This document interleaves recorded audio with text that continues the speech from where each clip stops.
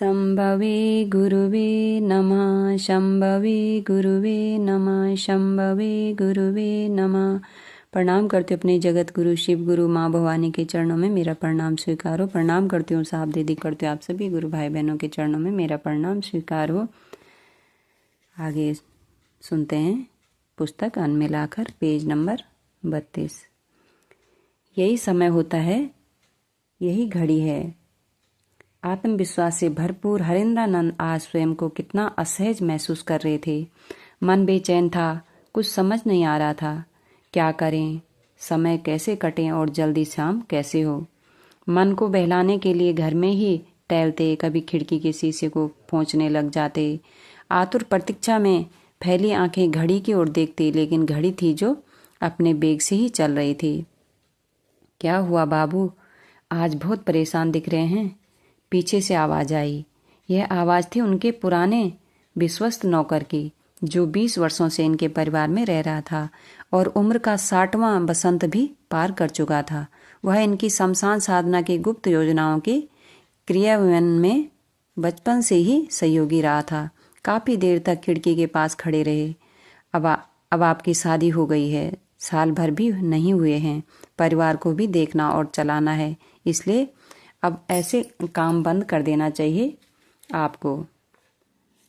नहीं काका, मेरी पत्नी को इस पर कोई आपत्ति नहीं है। उसे तो खुद भी इन रहस्यों को जानने समझने में बहुत दिलचस्पी रहती है, कहते हुए बिस्तर पर अधलेटे बैठ गए।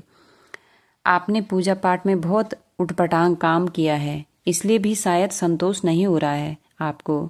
वैसे यहाँ एक अच्छे तांत्रिक हैं, आपका मन हो तो आज चलते हैं उनके पास, शायद उनसे कुछ जानने का मौका आपको मिले। यूं तो इनसे छोटी 2 बहनें और एक भाई थे, लेकिन बचपन से साथ रहने के चलते इनसे विशेष लगाव हो गया था। इनकी परेशानी से वो भी परेशान हो जाता, जैसे समस्या उसी को हो। एक काम करोगे काका? उठकर बैठ गए, जेब से कुछ पैसे निकाले और देते हुए कहा, जाओ सामने की दुकान से पान बंधवा लाओ। पान की आदत कब से लग गई आपको? हरेंद्रानंद उसे देखते रहे, फिर मुस्कुराते हुए बोले, समझो ये दहेज में मिला है। मेरे ससुराल में सभी पान के बहुत शौकीन हैं काका। दोनों ही मुस्कुराने लगे। कुछ लोग अकेलेपन में भी संपूर्ण होते हैं, उन्हें किसी चीज की जरूरत महसूस नहीं होती, किंतु आज ऐसी कोई संपूर्णता दिखाई नहीं दे रही थी।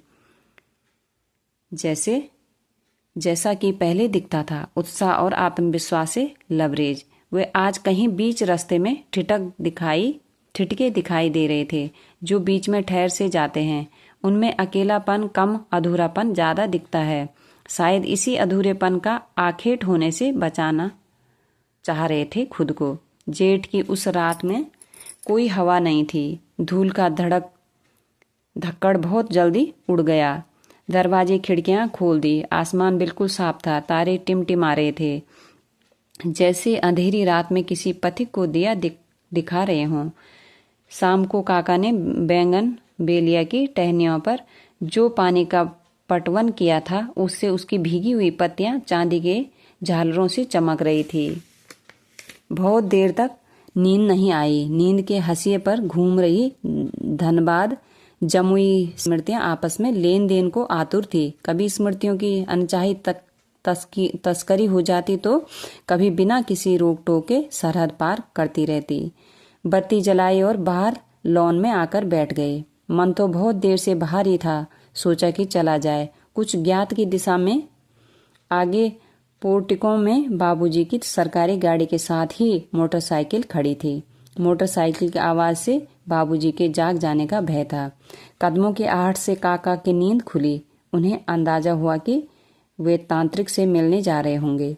जब से उनसे तांत्रिक से मिलवाया था, तब से जानता था कि बाबू बराबर वहां जाते हैं। काका के व्यवहार में ऐसा निश्चल स्नेह था कि हरेंद्र उसके पूछने पर कुछ छिपाए नहीं रख सकते थे। वह बरामदे में खड़ा मुस्कुरा रहा था। हरेंद्रानंद देखते ही बोले, काका खड़े क्यों हो? चल जल्दी मोटरसाइकिल में धक्का लगा, कल तेरा सुगंधित तंबाकू आ जाएगा। तंबाकू काका की बड़ी कमजोरी थी, हरेंद्र बचपन से ही जानते थे। सुबह बाबूजी के जागने के पहले आ जाइएगा। कहते हुए काका ने मोटरसाइकिल को धक्का देकर बाहर कर दिया। अरे नहीं काका, आपके मित्र तांत्रिक मिश्रा जी को उनके घर से तुरंत लेकर आ रहा हूँ। फिर टहलते हुए गांगी घाट पर जाऊंगा। गांगी शमशान पहुंचने पर बहुत हल्के दिखाई दे रहे थे। चेहरे पर कुछ नई चीज सीखने की चाहत स्पष्ट थी। यहाँ रात भर उस तांत्रिक के निर्देशन में साधना की। सुबह पाँव फटने से के पूर्व ही आकर अपने कमरे में सो गए। लगभग 1 वर्ष तक यह सिलसिला चला।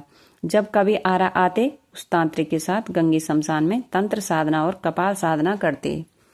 परमात्मा ज्ञान की अभिलाषा ने उन्हें ऐसी अंधेरी कोठरी में धकेल दिया था जहां छटपटाने के अतिरिक्त कोई रास्ता नहीं था। यह वह काल था जब भारतीय आध्यात्मिक धारा संक्रमण के दौर से गुजर रही थी और धर्म पुरातनपंथी आडंबरों से जकड़ा था। अपने गुरु सहित साहब दीदी के चरणों में मेरा प्रणाम। आप सभी गुरु भाई बहनों के चरणों में मेरा प्रणाम। इससे आगे कर